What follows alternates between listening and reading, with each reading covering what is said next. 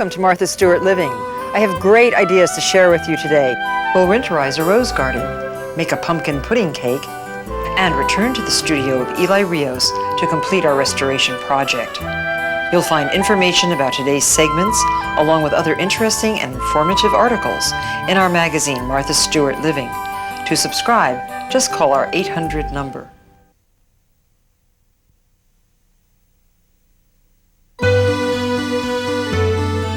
Last week, Eli showed us how to clean and recondition this valuable mahogany table, and he began the time-consuming task of polishing it. Elias, his assistant, has now completed that task. Thank you, Elias. And we're back for Eli to show us the final steps in the restoration process. You did a now great job. We're going to get Martha to do a little work on here. Okay? Wow, does that look different? Look how beautifully the grain has come out. Can you see where the old marks were? Nope. Okay, this has been re-amalgamated. That's what has happened. Yeah, this actually needs many more hours of work in order to fill the grain. Right, I can see this. I can see a little bit of little holes, and that gets all filled with more shellac. More shellac, and then later it gets steel wool and wax. Right now, Martha, for demonstration purposes, I'm going to show you how we steel wool and wax the top of the table. Oh, good.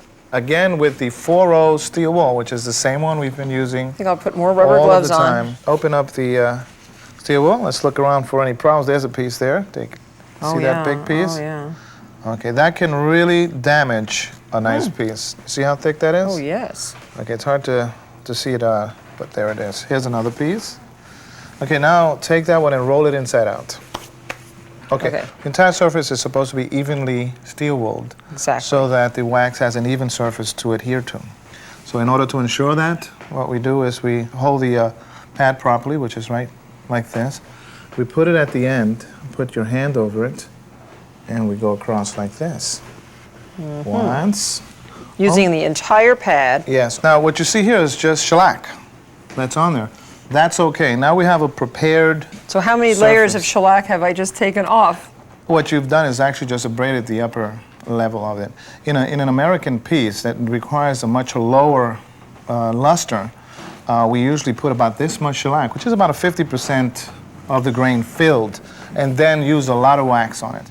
On English, it's about a 75%, filling the grain about 75%, and then wax. And so this one. And what about that French? The French is 100% filled, and then another 10% on top of it. It's 110% filled, and you don't wax those. That's right. They want mirror finish. And in England or America, that's not the proper finish for American or English pieces. Boy, this looks so what we want is luster. And now we'll show you how to use the wax. This is the wax we use in the shop. This is a microcrystalline paraffin-based wax, which is acid-free.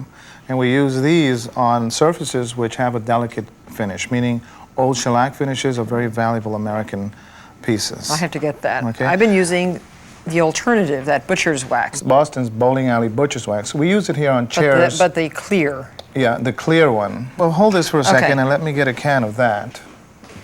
And this is a clear wax, which is available in most hardware stores. This wax is one that can be applied to the surfaces. All right, both of them are clear.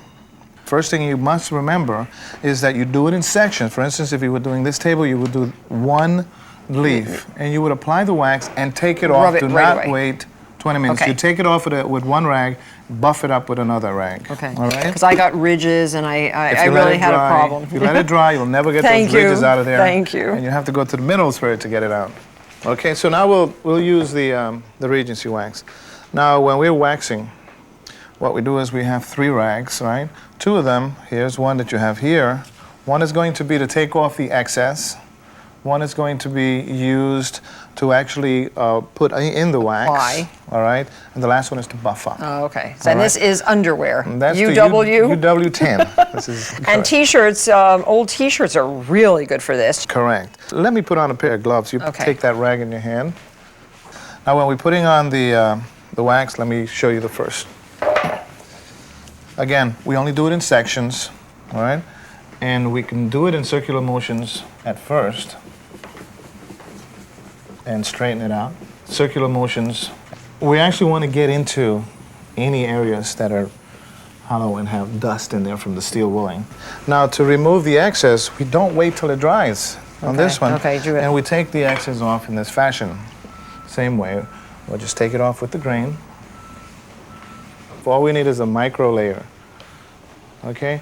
The last step is to buff it up with cheesecloth. And that's when we use a cheesecloth. Same thing we've been using all the time, famous cheesecloth. And this is where, if you let it dry too much, you have a lot of elbow grease. Right now, you can buff this up quickly. So you would, with the grain, and you go like that. That luster, that's exactly the kind of finish I love. Now, you'll notice there'll be less resistance as you go down. Here, give it a shot. Now, this wax, unlike the other spray waxes, repels dust, while some of those oily substances you put on the pieces attract dust. Daily maintenance would actually just be a little damp cloth, take off the food, and buff it with a clean piece of cheesecloth. That's on a daily basis. Re-waxing should only be done about 4 times a year. Now, I want you to feel that. See how it feels. Oh, so smooth. Now, this wax is actually going to repel any dust that's on there. And it's really smooth, and this is what it looks like. There it is. It's fantastic. We're done. Oh, it's great. Thank you so much. You know, you are a great teacher, and I really have enjoyed being your student. Thank you so much. I'm sure all our viewers got as much out of this as I did. You're welcome. Thank you. Come back soon. Thank you. You're going to come to my house. I will. Thanks. When we return, I'll show you how to put your rose gardens to bed for the winter.